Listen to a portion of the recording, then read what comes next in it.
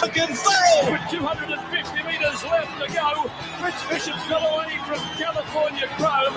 And he's got a 6-length lead as they come to the wire. A triple crown winner, a Breeders' Cup winner, a horse of a lifetime. Broadcasting live from the Capitol OTB studios, this is Racing Across America with Seth Merrow.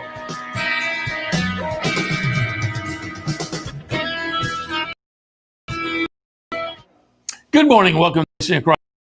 I'm Seth Merrow.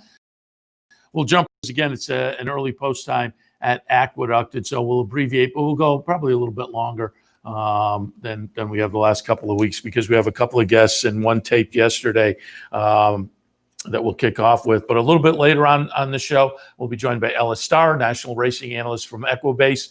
He is participating in a fun little this weekend, and he'll talk a little bit about that, but we'll also take a look at a couple of the Del Mar Stakes on this Turf Festival weekend out in Southern California, and we'll do that with Ellis a little bit later on. But we're going to start out with Terry Finley, president and CEO of West Point. They have 2-year-olds in both 2-year-old stakes at Churchill today, the Goldenrod and the Kentucky Jockey Club, and Decorated Invader out on the West Coast in the Hollywood Derby,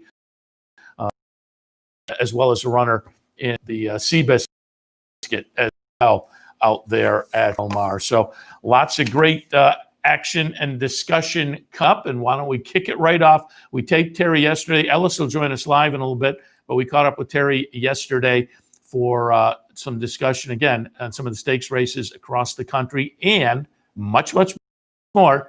Terry Finley from West Point Thoroughbred. There's lots of great stakes action on Saturday and coast to coast. So I thought we'll talk a little racing action and stakes and toss in some specific horses. Why not? West Point. Some Churchill Stakes runners, some Del runners. And so I reached out to West Point President, CEO Terry Finley. Terry, good morning. Absolutely, Seth. Great to be with you. I talk about the racing business on a great weekend. Happy to have you on board to, as I say, hit on some of the nice stakes action that we have coming up over the next few days. First, I'll check in. How was your Thanksgiving? It was awesome. Awesome. I just, a grandson who's 18 months old, so he's really starting to get it. And we have a granddaughter on the way. So, life is good. Absolutely. It's different for everybody, but there are still the bright spots. And so congratulations on all of that. Let's see if we can get some bright spots for you guys racing on Saturday. We've got, as I say, some Churchill and some Del Mar to talk about. And let's start things out by going to the Kentucky Jockey Club. Always a prominent race on the calendar. You get to this time of year and you're looking at the 2-year-olds and what they as we turn the page in a little over a month or so and they become 3-year-olds. And you have Arabian Prince entered in the Kentucky Jockey Club. We are going to go back. I'm going to pull up the debut win, which was back on September 2nd. And Arabian Prince is going to be the number 5 horse here. Subsequently ran 4th in the street sense at Churchill behind King Fury, who was also in on Saturday. But again, this debut effort was a very good-looking run. One debut effort, so 1 win, 1 start, and then, as I say, followed up in the street sense to get some stakes education. But I'm curious, talk about this debut effort, and also talk about the fact that it was an off-the-turf event. So is there turf in his future potentially? Well, I think there could be, Seth, and he had worked well, throughout a better part of the summer, and then he kind of hit a plateau. And so I remember Dallas called me. He said, he's getting outworked a couple times, and I think we probably need to go to the turf. I have him fit enough, but he's probably going to get outrun going 3/4 or 7/8. And they took it off the turf, and they went a mile, and he just put everything together. So it just goes to show you, right? They can get outworked in the morning, and they can be average in the morning, and then in the afternoon the light goes on. So we were very happy. But a little surprised, after seeing a very good first start. I thought he ran well in the street sense. They just kind of they set a fairly solid pace, and then they didn't come back. But I do know he was trying, but they really came home fast, and I think we're set up to run well and to really give us a shot to get started on a 3-year-old year in 2021. Yeah, I mean, the street sense, that debut effort we looked at was the 1-turn mile down at Churchill. The street sense, he stretched out to 2 turns for the first time. And it's always ambitious, second start of the career, to drop into stakes company. Do you feel, you and Dallas feel that he came out of that? I always, as a handicapper, think when you make a move like that, they gain a lot of experience, the 2 turns and the stakes experience, and they'll probably come out a little better in the next start. Well, I think so, Seth. And, one thing we talk about with 2-year-olds, there are a lot of cases where you look back and they win their first start and you say, I wish they would have run second or third, right? We win every time. But the fact that they do win takes away some of your options. And I think the biggest option, or the biggest thing it does, is it takes away the opportunity to run 2 or 3 times and to gain that experience. So you basically, oftentimes you're forced to jump into the deeper waters. But he's sound. He's a big, strong. I love the pedigree, Masawish. I think I said that name right.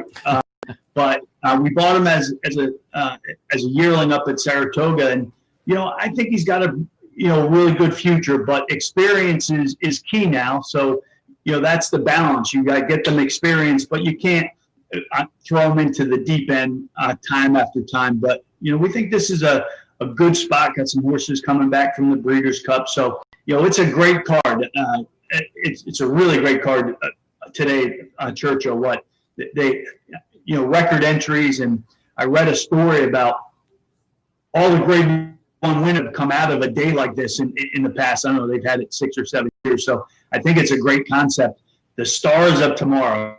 So I hope we're one of those. Yeah, and I have said for a while now that I think going back even to that September meet, the 2-year-olds down at Churchill in the fall just seemed to turn into nice 3-year-olds, and so it never hurts also to have a few nice runs over the Churchill Strip as the page turns from 2-year-olds to 3-year-olds. So wish you a lot of luck in the Kentucky Jockey Club. You also have a filly in the Goldenrod on Saturday afternoon, Lady Traveler. And for Lady Traveler, we're going to go back and watch her in the Rags to Riches last time. She's going to finish a good second to Coach.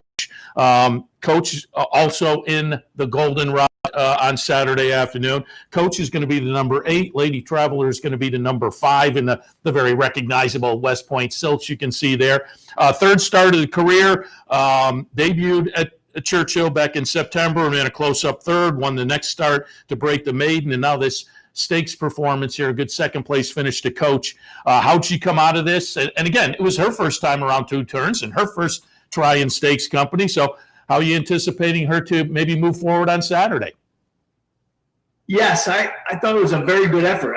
Looking at it again, I thought we were going by at the 8th pole. We were just second best. There are a lot of times owners and trainers, they make all kinds of excuses. I don't hear enough that we were just second best, and that day we were. Ironically, I got a call from Dale Romans the other day, and I heard it in his voice. I said, "What's going on?" He said, "Well, I got to tell you, I got to talk to you. Jake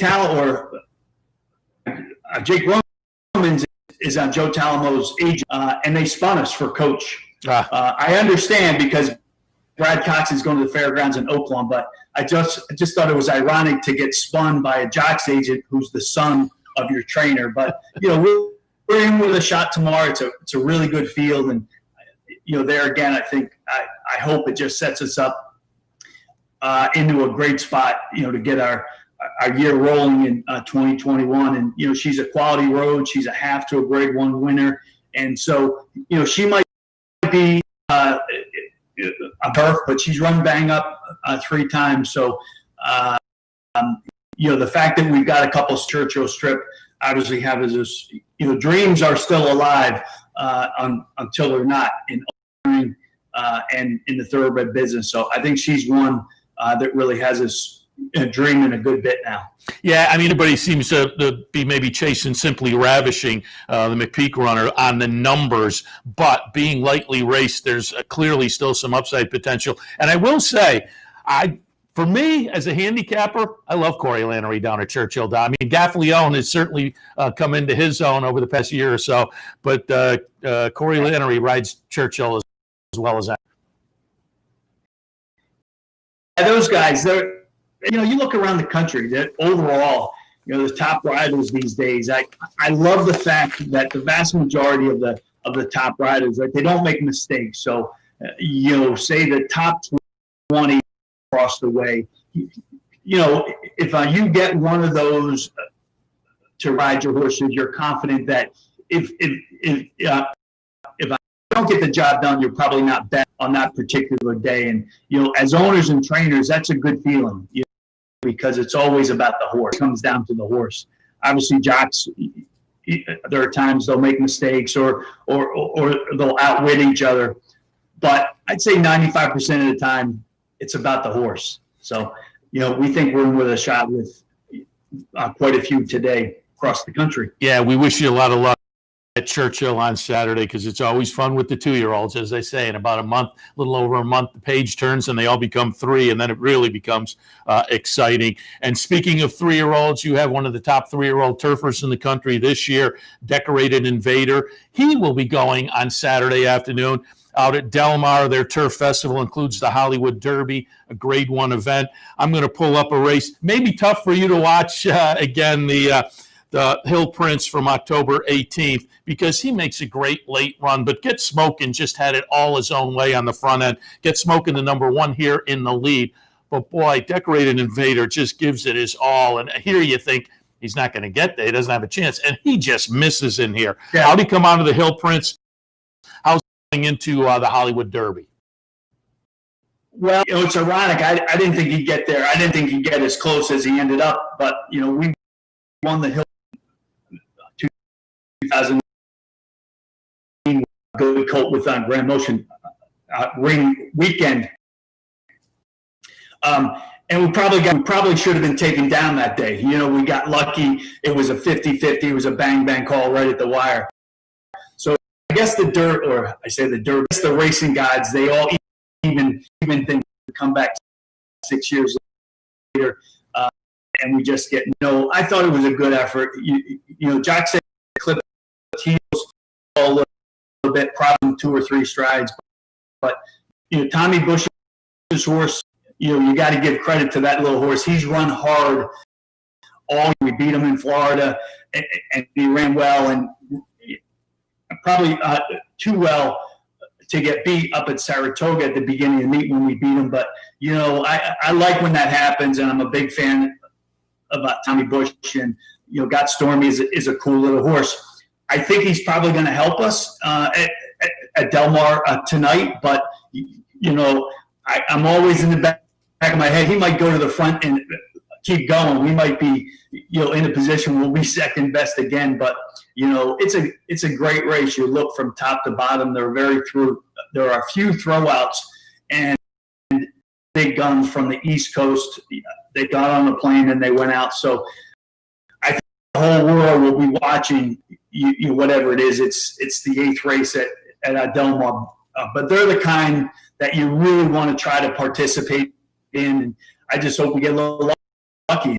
If we do, we certainly take the Grade 1 win. It's a tough thing to be a Grade 1 winner and a Decorated Invader winner as a 2-year-old up at Woodbine. So it'd be great to come back as a 3-year-old, and then again, we would think that would set us up very well for our 4-year-old year, because these horses, with their pedigrees and the fact that they're getting bigger and stronger, I think we're going to have a group of 4-year-olds across the country that run long on the turf in 2021. Yeah, I love this subdivision of turf. I think during the year there are a lot of great races across the country, and this kind of puts the exclamation point on the season. As you alluded, it is a loaded field with Get Smokin' back in there. Gufo comes west, domestic spending for Chad and Klarovich. It's going to be a lot of fun. Wish you a lot of luck, because Decorated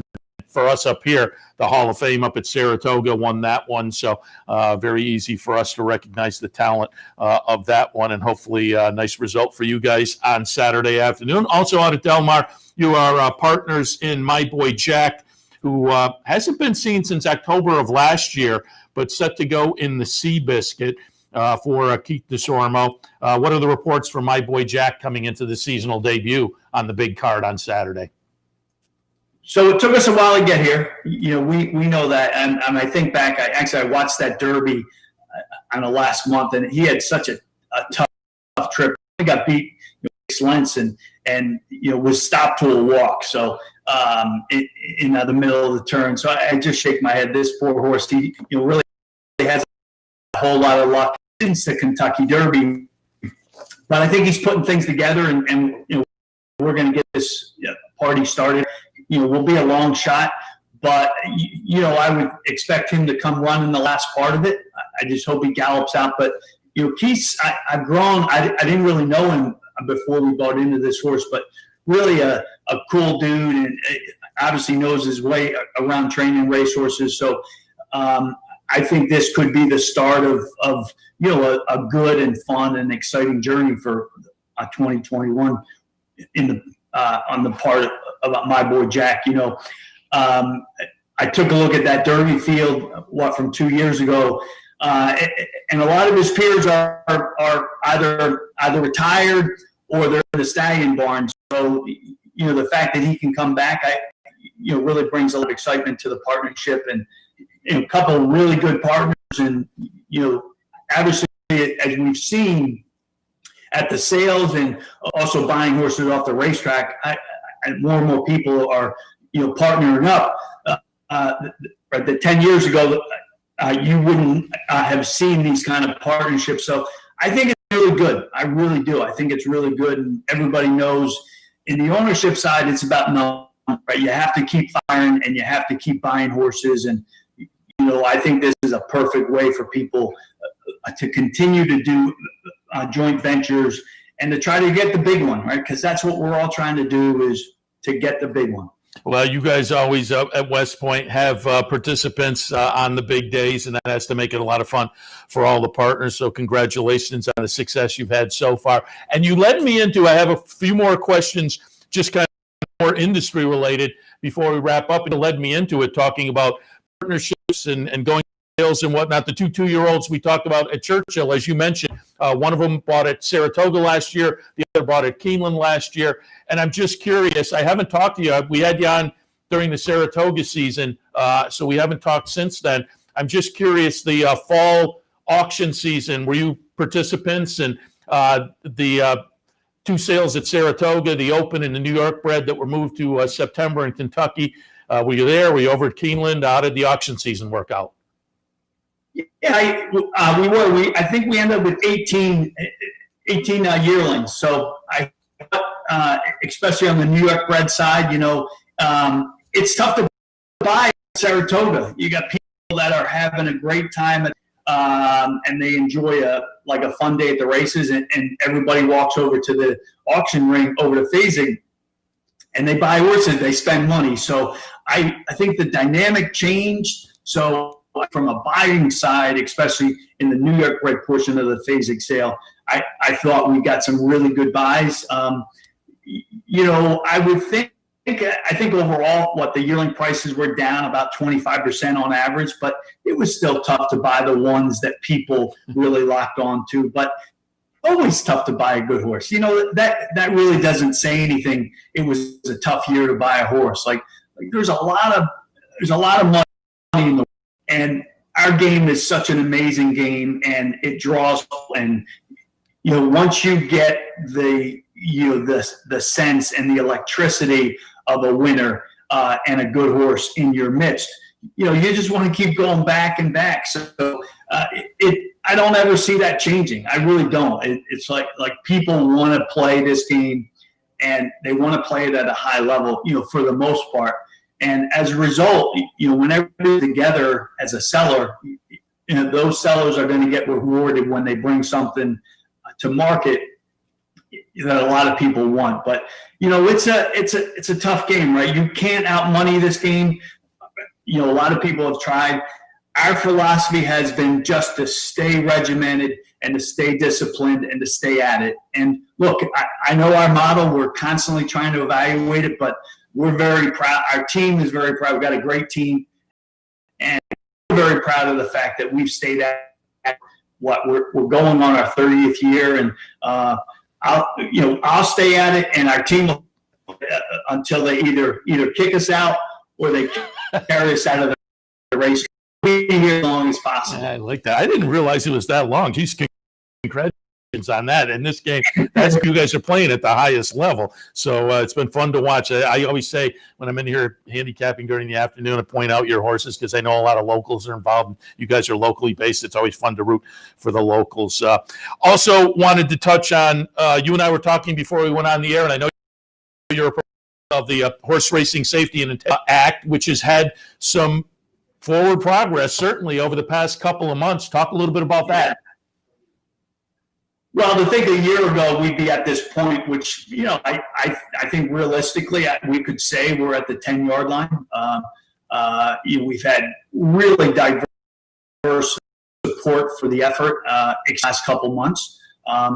As people have seen that we need to do something and our integrity in the business, and also safety. So I think the fact that we've been able to come together and to compromise and to bring safety and integrity together, we're at a good spot. And I'd like to all the stuff behind us and all the years that we've kind of gone back and forth and we just didn't see eye to eye. The real players in the industry, the real players, are at the table now, and the cooperation is there and the compromise is there. And I think it's going to be a big help to us. Obviously we know the indictments that came at the beginning of the year, overridden by the virus that we're endemic that all of us are. But they're coming back. And, we think, and, the word is that there should be more, but, we got to take our medicine. And I think we're set up if we get this thing enacted into law, I think it's going to be great for our business because, look, all people want is a shot to play fair and to have a level playing field. It's a cliche, but just give us a shot. And we always want like the best horse on that particular day to walk into the winner's circle. So we, quite a while, right? That hasn't always been the case in every race, and that's all we want. We want, we want to walk out of the racetrack saying we were just not the best, as opposed to that pit in the stomach. And I feel very clear. I think the Horse Racing Integrity and Safety Act, it gives owners a chance to get pit in our stomach as we walk out of the track. And that's a really good thing. And also the bettors. When you lose a big ticket and you have that pit in your stomach that, that just didn't seem right. Well, we're addressing that. And I think it's really going to be a big help to everybody. And I appreciate all the effort of all the organizations and all the individuals that had an impact on this, that really have coalesced around a great effort. And I think we're set up for great things as we go. The Integrity Act, again, it's made leaps of progress over the past couple of months, so we'll keep our eyes on that, certainly, and what happens down in Washington. And one more thing to go, because I opened my email this morning, and there was an annual appeal from both you, Terry Finley, and Ramon Dominguez on the board of directors. New York Racetrack Chaplaincy. Of course, our friend Humberto Chavez running the chaplaincy does a great job down there, along with Nick and the rest of the group. And it's one of those that I chunk out a donation to a few times a year, because it is really important to the racetrack community and the backstretch. Just give us your thoughts here as the holiday giving season is underway, and for folks to maybe think about the New York Racetrack Chaplaincy. Well, I just ask people to go to the website and to look at the great work that the team has done in the chaplaincy area in New York. And it's from soup to nuts, taking care of their health, the people that got the coronavirus, which probably we were the best across the country, knock on wood. But we're still dealing with coronavirus on the backside. There are about 1,100 people that work on the backside of Belmont every day, of which about 600 live. So, look, I could really go on for a long time. I've developed, such a respect and an admiration for Chaplain and his staff. But, I can assure people every dollar that they donate will be put to very effective use. And, that's one thing I said to Chaplain. I had the honor of being named chairman. And I said, I want to be able to look people in the eye and say, your dollars are being put to use effectively and in a smart way. And I can do that. I can look anybody in the eye. But the work that they're doing is just, it takes your heart and your breath away. It really does. The impact that they're having on lives and on families. I just, one of the most incredible things I've ever been involved in.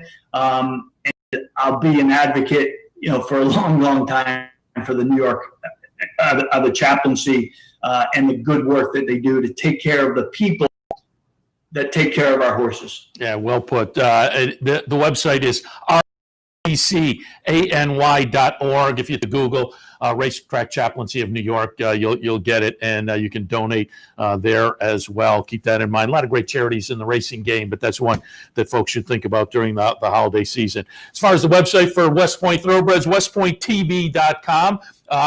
I've said to you many times, you have one of the better racing websites for folks that are obviously partners, but folks are just fans. You can go and kind of follow the West Point horses. And you had a naming contest as well. I guess it is closed on making a name, but folks will be able to look at what the top 10 of the names and vote on the name. Nyquist out of Sea Garden. I'm anxious to see what the top 10 are.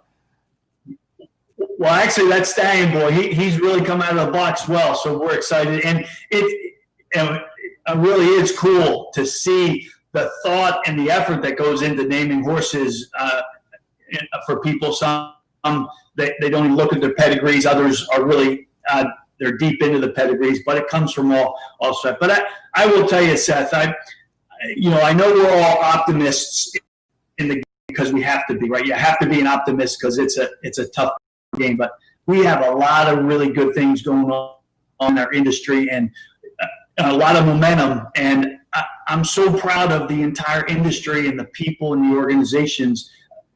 The way we've dealt with an incredibly tough year, right? And obviously the human race has been dealt a tough year, but I just think we're set up for a really exciting and fun and a 2021 filled with growth and hope and optimism. And, I'm going to play my part. I know our team is, and our partners are going to try to. I just ask everybody else, like, we can do this and enjoy our game, and our game can get bigger and stronger, but it takes every one of us to do our part every single day. And I know if we do that, when we come back and we talk at the end of 2020, we're going to look back and say, man, we really did a good job, and then everybody be ready for 2022. So there you have it. Yeah, I'm with you. I've said any number of times over the past few months, you look at the other major sports, they're going, but I certainly think horse racing has done just a phenomenal job going back to March and through now the end of the year of handling this tough situation. But again, we're knocking and looking for a more normal 2021 and beyond, and certainly wishing you guys the best of luck going forward, but certainly a lot of luck on Saturday. And we appreciate you going over some of your stakes action on Saturday, both at Churchill and Del Mar. Terry, always a lot of fun to talk to you. Appreciate the time, and we'll talk again. Absolutely. Keep up the great work. Honored to be with you, Seth. Really is. Terry Finley, Chairman, CEO, and President of West Point Thoroughbreds. They have some nice stakes runners coming up on Saturday afternoon. And again, thanks to Terry Finley. Always appreciate his time, President and CEO of West Point Thoroughbreds. And as I say, they're now locally based up in Saratoga, have been for a while now. And So they have partners all across the country, and they race all across the country, but there are some local folks involved as well. It's always fun to root for them. So great luck to them this afternoon. In the two-year-old stakes at Churchill, Decorated Invader out in the Hollywood Derby, and my boy Jack in the Seabiscuit. And we'll talk a little Seabiscuit in a few minutes with Ellis Star, who has joined us now. Ellis Star for Equibase, and we're going to talk some horse racing, but also he's part of a little charity event this weekend that we wanted to catch up on. Hello, Seth. Happy to have you on board to talk a little bit, as I say, racing and the Gamble for Grayson Charity Challenge. And you're participating over the next couple of days, folks, some of the stakes action out at Del Mar. Fill us in. Well, it's a lot of fun. This is the Gamble for Grayson Charity Challenge, as you said, benefiting the Grayson Jockey Club Research Foundation, which gives away $1 million grants to help our every year to colleges and universities and lots of programs around the country. And, you know, it's just fun. It's been challenging, of course, for everybody this year, particularly for these charities. And, you know, we were pleased. I was very pleased. Weekend we had another one, which is the first one I've really done that was like this with live betting with myself, Dan Jordanman, and Ren Carruthers. And there were 3 teams, and we had $2,000 to bet with in the 14 Breeders' Cup races over the 2 days, turning into $5,200, and that went to the Jockey Club Safety Net Foundation, which is so important for people that are having trouble making ends meet. And this is just as important. And this is very cool. This is going to be myself and Christina Blacker for Team Equibase, and we're facing off against the Little Red Feather team. People probably know Little Red Feather around the country, and their managing partner Gary Fenton and ESPN's Kenny Mayne. So we've got a challenge here. We have $100 to bet on each of the 5 turf stakes today and tomorrow. The Jimmy Durante, the Seabiscuit, the Hollywood Derby today, the Cecil B. DeMille, and the Matriarch tomorrow. And it's a lot of pride, as well as trying to make money for charity. Yeah, I was telling you before we went on, we have bankrolls every once in a while where I'll get some money to play on behalf of patrons, and it's just got to be your day. And if things are your day, you can knock it out of the park. It sounds like you had a couple of good days for the Breeders' Cup, so hopefully it follows up for this Turf Fest. It should be a lot of fun. If people want to follow along, will you be posting your plays on your Twitter account at UberCapper? My Twitter cat, UberCapper, at Grayson JC, which will also be linked. I think our friend Steve Bick just tweeted something out, and we'll be trying to put up our plays. Christina and I are doing these separately, so we'll try and post them. I'm sure the accounts will do it, but if you follow me at UberCapper or Christina, I'm sure you'll see them, and we'll be back and forth linking to them. As soon as scratches are done, I'm pretty sure we'll post them. And then, of course, hopefully have some nice pictures, some big tickets with some big bucks. We'll see. Both these races have 13 horses. So I believe, or it has 12. I believe the opportunity is there if we are right. Yeah, very good. And I'm wishing you a lot of luck. Always good this time of year to help out the charities. So we were talking with Terry Finley about the racetrack chaplaincy, the Grayson with the Jockey Club. Great work for the industry as well. In the bank, baby. Make it work over the next. We'll be rooting for you. We get some opinions on some coming up at Del this weekend. Nice Turf Festival weekend, holiday weekend. So nice racing across the country. That always includes, or has for the last anyway, the Del Mar Turf Festival. Let's take a look first at the Jimmy Durante for 2-year-old fillies, grade 3 event, mile on the grass. And Fluffy Socks, obviously Chad Brown, and coming off a good close-up second at Belmont last time, the win in the Salima, 2 starts back. Fluffy Socks will take a lot of action. I thought Javanica for Owen was interesting coming out of the at Woodbine last time. Bay Storm is interesting for Jonathan Thomas. Plum Sexy for Doug O'Neill. I was kind of tilting in that direction. I wound up with Pizzazz, though, as a horse that I pulled up the replay for. Very interesting to me. We're going to look at the maiden special win, number 7, Pizzazz, under Mike Smith. And as I say, I think Fluffy Socks is going to take a lot of action, but I just like this race we're looking at here for Pizzazz is over the course, which I think is going to count for something. Mike Smith sticks on board this afternoon. So I found Pizzazz interesting. What were your thoughts on the Durante? Let's start by saying, first of all, Christina and I discussed our strategies last night and what we're probably going to bet, and we're not crossing over, which is good. She loves Pizzazz here, and I love Javanica. So both are good bets. Javanica and Pizzazz both open at 6-1 because we know Fluffy Socks from Chad Brown opening at 5-2 is going to take money and go lower than that. I made the race Javanica and Fluffy Socks as the top two, but I don't think it's a horse I could toss out. So Javanica certainly is a horse I like. Woodbine Shipper was a Woodbine Shipper the other day. They ran third, say the word, came on strongly yesterday in one of the stakes. And this one is a Godolphin homebred who that second race at Woodbine, the first turf route was just strong, and it ran even better at 7 furlongs on the all-weather. In case people don't know, this is, I was looking at, can get a mile. Yes, she already did, but how good is she? She's a half-sister to Antoinette, and I'm sure personally people in New York know Antoinette, who ran second to this, and Belmont Oaks, a very good horse. Antoinette's the 3-year-old daughter of Charouk. This is the 2-year-old at a Medallion d'Or. She could be all world. I think she's going to stay at a decent price, about 4 or 5-1. So that's the value. Fluffy Socks, very tough. She ran very well. You can make a case for a bunch more. Plum Sexy, as you said. Pizzazz, I have no problem with. Baystorm, no problem with. Might be pretty much personally, as well as for this contest, I'm going to play trifectas, and I'm going to put Javanica and Fluffy Socks in first and second with everybody in third, and then reverse that in the second and third, and Javanica and Fluffy Socks first and third, everybody in second. There's going to be a bunch of horses here at 15 to 30 to 1 or more. That could really blow it up. So a couple dollar trifectas for the charity here, and maybe some exactas of those two over the rest to cover it, because when you're playing the contest, you want to try $100. You want to at least walk out with 100 because that's the money that's the baseline for the charities. That's what I'm going to be doing in the Jimmy Durante. Sounds good. Let's turn the page and go a couple of races later to the CBIS. I talked earlier with Terry Finley. They have my boy Jack in here off the long layoff, but that one can do off of the layoff. But I'm going to take a look at, I pulled up the replay from Blitzkrieg, going back to the American a little earlier this year. That was at Santa Anita. It was at a mile. Blitzkrieg number 4 horse in. And I know it was your base play of the week. And so I pulled up and looked, and I know you liked Blitzkrieg, so I did want to take a look again at this race going back to June.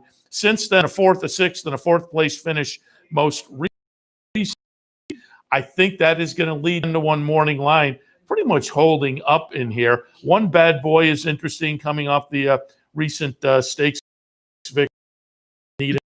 And Ners is a horse that I always find intriguing. Fun race, but as I say, it looks like you're going to take a little pop with Blitzkrieg. This is a really interesting race. Brown's got a pair. Phil D'Amato's got a pair. Richard Baltus has a pair. And Baltus's pair consists of Next Shares, the deep closer, who won this race last year 27-1, and One Bad Boy. Now you talk about One Bad Boy, he's got the 10 post. Mile 16th, it starts in the chute. It's not as bad for that post, but he needs to lead. And people looking at Blitzkrieg, this was my take on the analysis you talked about, which is available at equibase.com and also americasbestracing.net. He wired the field in the American in June at Santa Anita. And people would think they're going to get into a duel and eliminate them both. I don't think so. I think One Bad Boy goes. I looked at Blitzkrieg races before he went to Maidan for the winter. When he won the San Francisco Mile at Golden Gate last April 2019, he came from off the pace. And he doesn't wear blinkers. And I don't think he's going to need the lead. And Cedillo's going to be smart enough to take him.